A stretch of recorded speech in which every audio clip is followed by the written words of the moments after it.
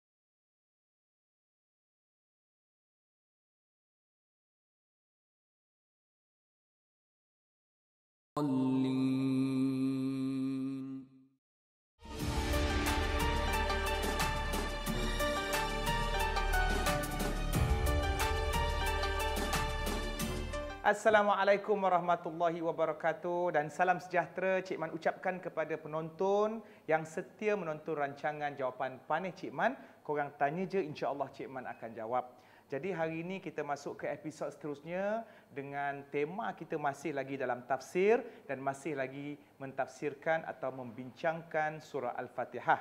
Jadi hari ini insya-Allah kita akan sambung ayat yang seterusnya yang sebelum ini kita berhenti kepada Iyyaka na'budu wa iyyaka nasta'in. Jadi kita masuk ke ayat yang seterusnya iaitu ihdinas siratal mustaqim.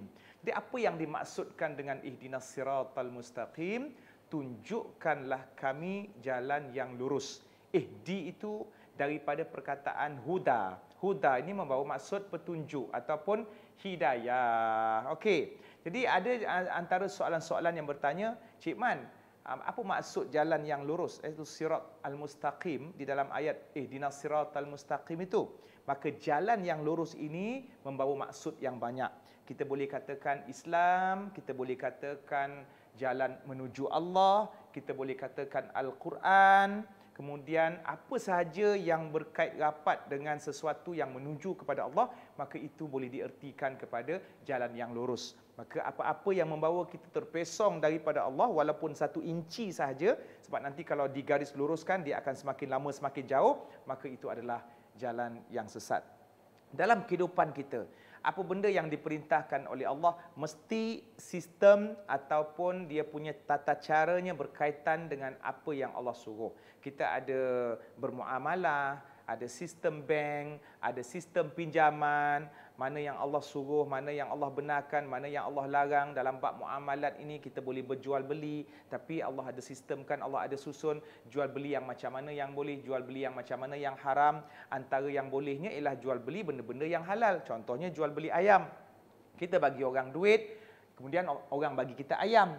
Macam dulu ada sistem barter, tukar barang dengan barang. Kita ada beras, kita nak cari orang yang nak beras, kita nak ayam, kita cari orang yang ada ayam yang nak beras. Tapi sekarang ni kita ada satu, orang kata medium, iaitu wang ringgit ataupun duit yang menjadi jalan tengah kepada pertukaran barang. Baik, kemudian kita boleh katakan sirat al-mustaqim ini ialah Islam. Islam satu agama yang lengkap, agama yang sempurna. Inna dina indallah al-Islam. Sesungguhnya agama yang hanya diterima di sisi Allah ialah Islam.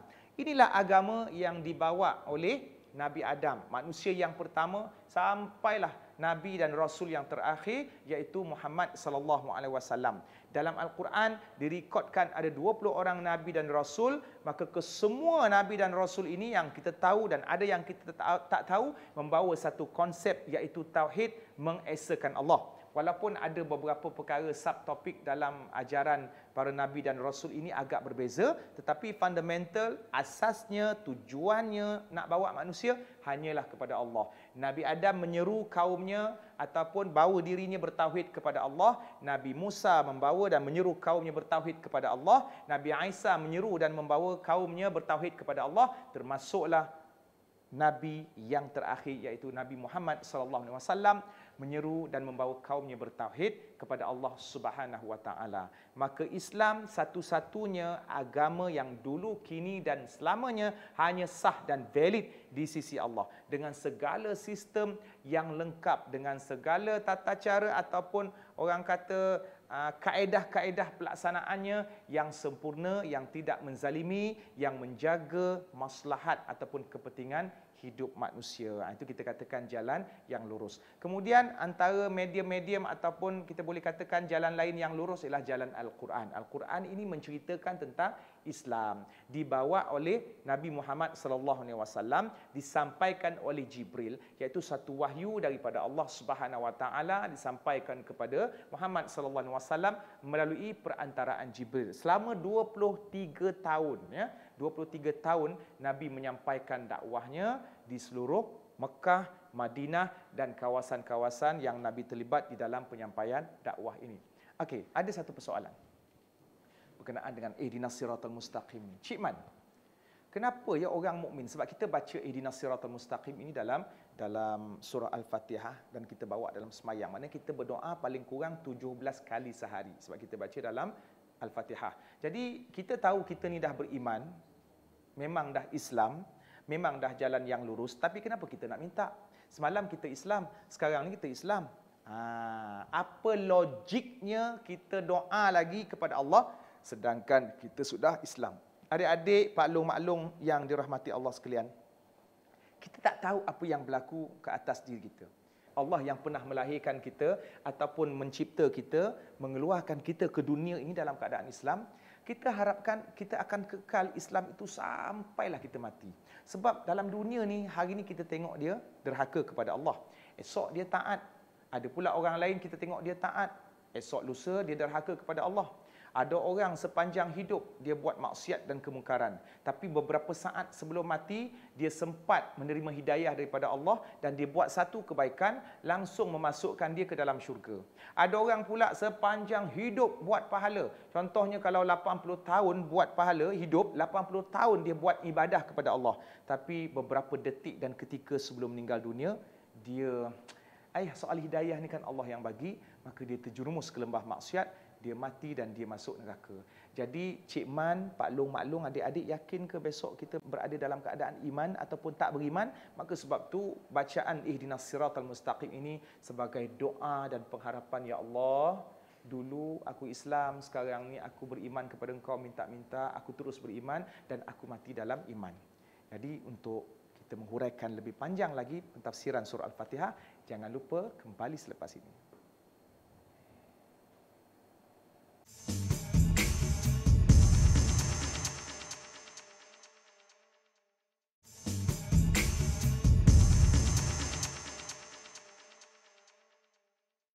Alhamdulillah, kembali dalam rancangan Jawapan Paneh Cik Man. Kau tanya je, insya-Allah Cik Man jawab.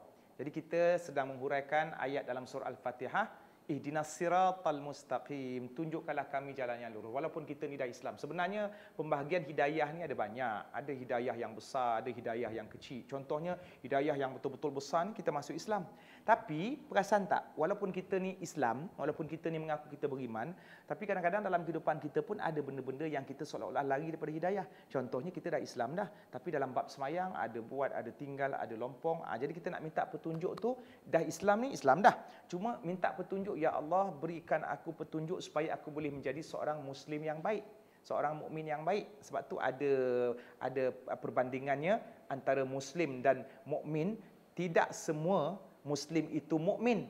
Sebab bila kita tengok dari satu sudut, Muslim dengan mukmin ni ada dua tingkat yang berbeza. Muslim ni mungkin dia dia mengucap 2 kalimah syahadah, tapi kadang-kadang dia ada buat perbuatan yang mungkar dengan Allah. Jadi dia tak boleh naik ke sampai tahap mukmin. Jadi tak semua Muslim itu mukmin, dan mukmin itu sudah pastinya Muslim. Jadi mukmin ini tingkat yang lagi atas. Dia kan banyak tingkat. Macam kita manusia lah, ada jawatan itu, jawatan ni, ada CEO, ada tukang buat teh, ada pegawai bahagian departmen tertentu. Maka dari sudut kedekatan kita dengan Allah, ada para nabi dan rasul, ada malaikat, kemudian ada orang derhaka, ada orang awam. Puasa pun ada puasa yang orang awam ada puasa khusus, ada puasa yang khusus, yang atas khusus. Jadi perkara itu normal. Maka dia bergantung kepada diri kita sejauh mana yang kita berusaha bersungguh-sungguh untuk mencari petunjuk supaya kita lengkap dan sempurna title kita sebagai seorang hamba Allah. Jadi masuk Islam kita memang dah Islam, tapi bila dah berada dalam rumah Islam itu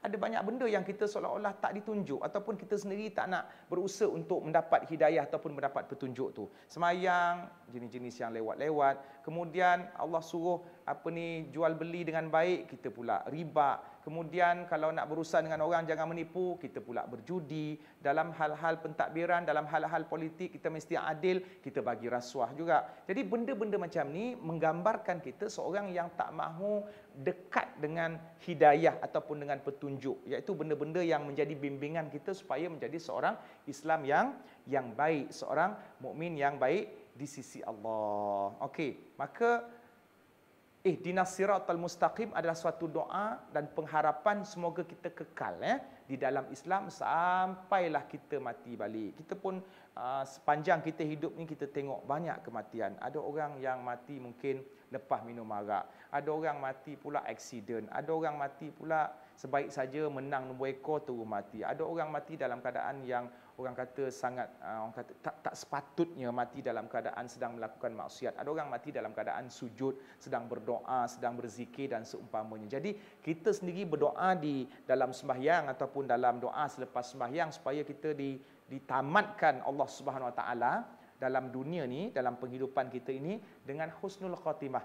Kita minta Allahumma khtim lana bi husnil khatimah wala takhtim alaina ya Allah bisuil khatimah. Ya Allah, khatamkanlah, tamatkanlah, ambil nyawa aku dengan husnul khatimah, iaitu sebaik-baik tamat ataupun sebaik-baik kematian, dan janganlah kau tamatkan ataupun kau akhiri hidup ini dengan keburukan ataupun dengan pengakhiran yang tak elok, yang yang sayyi. Jadi benda-benda macam ni kita mesti berusaha supaya kita dimatikan dalam keadaan yang baik. Daripada mana tu? Sepanjang hidup kita mesti berusaha bersungguh-sungguh untuk taat kepada Allah. Semoga dengan ketaatan itu Allah akan turunkan rahmatnya dan akan sentiasa melorongkan kita ke arah kebaikan sampailah kita menghembuskan nafas yang terakhir. Jadi ada soalan-soalan netizen tanya berkenaan dengan kematian. Macam mana nak mendapat kematian yang dicemburui ataupun kematian yang diredai oleh Allah Subhanahu Wa Taala?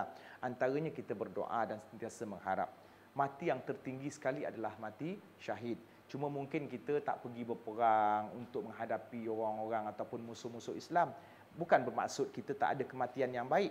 Dekat rumah, dekat dalam bilik, orang perempuan tak keluar ke mana, ataupun orang lelaki mungkin dia pergi pejabat, dia boleh mendapat kematian yang baik kalau sepanjang hidupnya dia melakukan segala arahan dan perintah Allah. InsyaAllah, apa yang biasa kita buat itu, insyaAllah kita akan mati dalam kebiasaan yang kita biasa buat. Okey, jadi jangan pernah putus asa untuk mendapatkan hidayah. Sebab kita takut nanti bila lama tak berdoa kepada Allah, sedangkan Nabi sendiri pun berdoa. Doa Nabi makbul, kedudukan Nabi di sisi Allah sangat mulia, tapi Nabi sendiri pun berdoa. Bahkan dia berusaha untuk mendapatkan syurga tu dengan memperbanyakkan amal ibadah, supaya dengan amal ibadah tu Nabi akan dapat rahmat. Ada satu hari itu terjadilah dialog antara sahabat dengan Rasulullah. Nabi cerita bahawa kita ni masuk syurga dengan rahmat Allah, bukan dengan amal ibadah kita. Jadi tak ada siapa pun yang boleh nak takabur. Aku rasa aku dulu masuk syurga ni sebab semayang aku lagi banyak daripada engkau. Tak. Kita masuk syurga kerana rahmat Allah. Jadi bila Nabi sebut kepada sahabat ataupun kepada orang di sekelilingnya yang manusia ini masuk syurga dengan rahmat Allah, maka orang itu bertanya, termasuk engkau juga ke ya Rasulullah? Maknanya adakah kau pun masuk syurga dengan rahmat Allah? Sedangkan kita tahu ibadat Nabi ni, ya Allah, banyaknya memang tak terkira dan kita pun tak terikutlah macam mana Nabi puasa, macam mana Nabi sedekah. Nabi tak berkira, Nabi ibadat sampai bengkak kaki, semayang sampai bengkak kaki, Nabi tak ada dosa, tapi Nabi beristighfar. Jadi tara itu pun Nabi tetap mengatakan wala ana, dan aku pun masuk syurga bukan kerana semata-mata ibadah yang dilakukan, illa tetapi kecuali dengan rahmat Allah. Jadi macam mana nak cari rahmat Allah tu? Ada orang kata, oh kalau macam tu Cik Man, kalau masuk syurga bukan kerana ibadat, tak payahlah saya ibadat. Kita kena faham, memanglah kerana rahmat Allah, bukan ibadat semata-mata. Tetapi jalan menuju rahmat itu, tiket untuk mendapat rahmat itu adalah dengan ibadah. Sedangkan orang yang sembahyang pun ada yang celaka, ini kan pula yang tidak sembahyang. Itu sepe dia. Jangan kata masuk syurga kerana rahmat sampai tinggalkan ibadat, tapi nak dapat rahmat itu mesti dengan beribadah. Kita jangan lupa ayat fawailul lil musallin, celakalah orang-orang yang sembahyang. Jadi orang yang sembahyang ada buat masalah, orang yang tak sembahyang lagi masalah besar. Kembali selepas ini.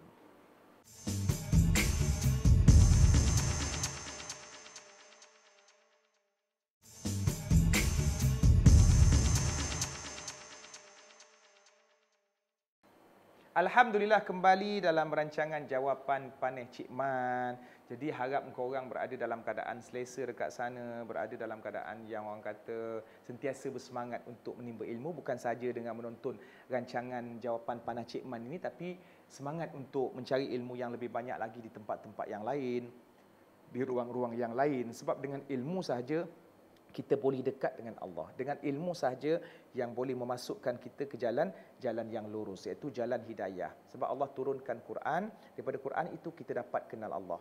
Kita tak akan dapat kenal Allah kecuali dengan cara yang Allah nak. Mungkin kita kata, saya tak nak Quran tapi saya nak kenal Allah dengan cara. Tak betul. Kenyataan itu membuatkan kita memang sesat secara mutlak. Kerana Allah memberikan maklumat tentang zatnya, tentang apa-apa pun info tentang zatnya melalui perantaraan Al-Quran, wahyu, iaitu Quran itu sendiri, dan juga Nabi SAW, seorang manusia yang faham kita, kita pun faham dia, dia ketawa pada kita ketawa pada dia, dia senyum kita senyum balik pada dia. Jadi senang faham, maka senanglah kita menimba ilmu ataupun hidayah tersebut. Cuma kita sekarang ni tak sempatlah jumpa Nabi sebab Nabi dah wafat, tetapi kita jumpa orang yang menerima ilmu daripada orang-orang perpindahan merentasi selama beberapa generasi sampailah ke zaman sahabat.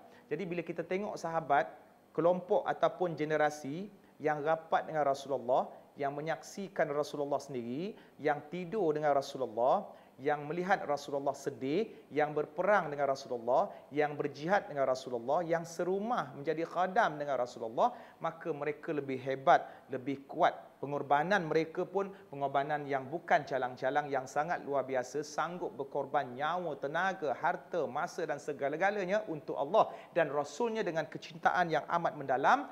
Maka mereka ini benar-benar berada di jalan yang lurus. Dan kita sendiri kalau nak rujuk apa-apa maklumat tentang Islam, maka salah satu daripada sumbernya adalah perkataan para sahabat ataupun perbicaraan para sahabat, di mana mereka dijamin syurga oleh Nabi SAW. Dalam Quran Allah menyebut tentang mereka ini adalah kelompok yang diredai, kelompok yang sama-sama berjuang dengan Rasulullah SAW. Kemudian bila habis selesai zaman sahabat, siapa dia sahabat yang paling last meninggal dunia? Abu Tufail.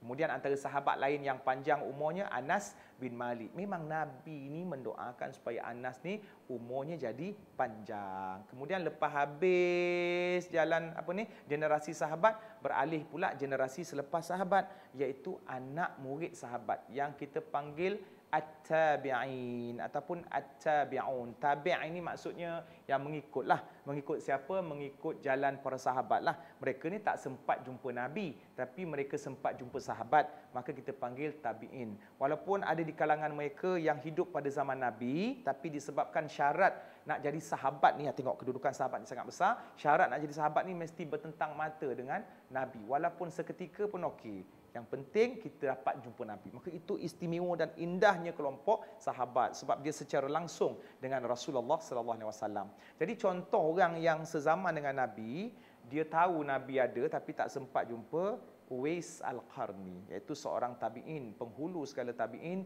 yang dia tidak dikenali di dunia ketika itu, tetapi sangat dikenali di kalangan penghuni langit, sentiasa menyorokkan ibadahnya dan merupakan seorang anak yang taat dan soleh serta berbakti kepada ibunya. Jadi kita tengok generasi-generasi dekat-dekat dengan Nabi ni generasi yang terbaik, yang menjadi panutan kita semua, yang menjadi kayu ukur untuk kita mencontohi mereka. Kita memang tak boleh ikut Nabi 100%, terutamanya dalam soal maksum. Nabi tak ada dosa. Kita memang tak boleh buat macam tu. Tapi apa yang Nabi sampaikan yang berhubung kait dengan kita, berupa arahan, berupa larangan, benda-benda yang makruh, benda yang sunat, maka benda tu kita boleh buat. Tapi benda-benda yang sunat, yang Nabi buat, cara hidup dia yang kita tak boleh buat, kita tak perlu buat. Contohnya Nabi kahwin lebih daripada 4. Adalah hikmah-hikmah dan tujuan-tujuan yang tertentu. Jadi ini yang kita nak ceritakan tentang jalan yang lurus. Jadi bila orang tanya, Cik Man, macam mana nak cari jalan yang lurus? Janganlah buka majalah banyak sangat. Jangan baca novel banyak sangat. Tapi kalau novel yang bermanfaat tak ada masalah. Jangan tengok rancangan itu, rancangan ini, hiburan terlalu banyak sangat. Boleh, tapi mesti peratus besar dalam kehidupan kita mencari ilmu dan menggali ilmu-ilmu ataupun mutiara-mutiara hikmah daripada Al-Quran ataupun As-Sunnah. Jadi bila ada soalan tanya, macam mana nak pastikan kita ni berada di jalan yang lurus, maka kita mesti dekat dengan orang yang sedang mencari jalan yang lurus ataupun yang menjadi rujukan ke arah jalan yang lurus. Nabi sudah wafat, para sahabat sudah meninggal dunia. Maka sekarang ni siapa dia? Al-ulama warathatul anbiya. Para ulama adalah pewaris Nabi sallallahu alaihi wasallam. Kalau tak ada para ulama pun, kita cari tempat yang rasanya memang simbol jalan yang lurus. Mana dia? Kelab malam ke ataupun masjid? Pasar raya ke masjid? Mana yang lagi banyak dia punya petunjuk-petunjuk kepada jalan yang lurus, maka sudah pastinya masjid. Sebab dekat masjid itu rumah Allah. Bukanlah Cik Man kata orang yang pergi masjid tu maksum ke sempurna. Ada juga yang datang masjid, dia mesra dengan tabung masjid, nak curi tabung masjid. Ada juga imam masjid yang tidak amanah dengan tugasnya. Tapi kita ni menuju ke rumah Allah, maka Allah tahu tujuan kita nak pergi ke rumah Allah itu untuk mencari kebenaran. Maka insya-Allah kita harapkan dengan perbuatan kita itu Allah turunkan rahmat dan Allah turunkan rasa petunjuk dan hidayah. Jadi Allah tengok kita ni sedang berusaha, maka Allah akan bantu kita. Dalam ayat Quran Allah sebut, innaka lan tahdi man ahbabta walakinnallaha yahdi man yasha. Sesungguhnya kamu tidak akan boleh memberikan hidayah kepada siapa yang kamu nak, tapi Allah lah yang berkuasa, yang berhak untuk memberikan hidayah kepada sesiapa yang dia kendaki. Jadi kita ni bukan nak kata nak ambil hati Allah, ya. Tak ada istilah ambil hati, tapi kita buat sesuatu, tunjukkan disiplin kita kepada Allah, insya-Allah kita akan dapat rahmat, sekaligus Allah akan mempertahankan petunjuk dan hidayahnya kepada kita. Jadi kita akan jumpa lagi di lain masa, masih lagi dalam pentafsiran dan huraian surah Al-Fatihah. Jumpa lagi esok dalam rancangan Jawapan Paling Cik Man. Assalamualaikum.